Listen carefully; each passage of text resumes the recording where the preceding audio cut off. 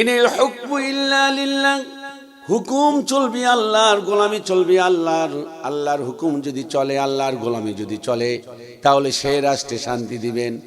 আল্লাহ পাক কোরআনুল কারীমে বলেন, শোনো, ওয়ামাই ইয়াবতাগি গায়রাল ইসলামি দীনান ফালাই ইউকবালা মিন, তোমরা যদি আমার দিন ব্যবস্থা ইসলাম বাদ দিয়ে অন্য কোনো জীবন ব্যবস্থার পিছনে দৌড়াও, আল্লাহ পাক বলেন ফালাই ইউকবালা মিন, কোশ্চিন কালেও আমি আল্লাহ পাক তা গ্রহণ করব না। ওয়া হুয়া ফিল আখিরাতি মিনাল খাসিরিন, আর তোমরা ক্ষতিগ্রস্তদের মধ্যে শামিল হয়ে যাবে। এই জন্য জীবনে যদি শান্তি চান, জীবনে যদি স্বস্তি চান, আনন্দে উল্লাস নিয়ে যদি এই জীবনটা কাটাতে চান, তাহলে আল্লাহর জমিনে আল্লাহর দিন প্রতিষ্ঠা করতে হবে।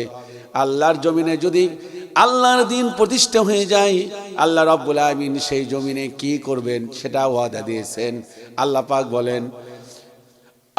বলেন ওয়ালাউ আন্না আহলাল কুরা আমানু ওয়াত্তাকাউ লাফাতাহনা আলাইহিম বারাকাতিম মিনাস সামাই ওয়াল আরদ, জনপদের লোকেরা, দেশের লোকেরা যদি দুটো কাজ করে, একটি হলো ঈমান, অপরটি হলো তাকওয়া, আল্লাহ পাক আসমান এবং জমিনের রহমতের দরজা খুলে দিবেন। এই জন্য ঈমান এবং তাকওয়া বান একটি রাষ্ট্র যদি গঠন করা যায়, আল্লাহ পাক সেই জমিনে কখনো অভাব দিতে পারে না।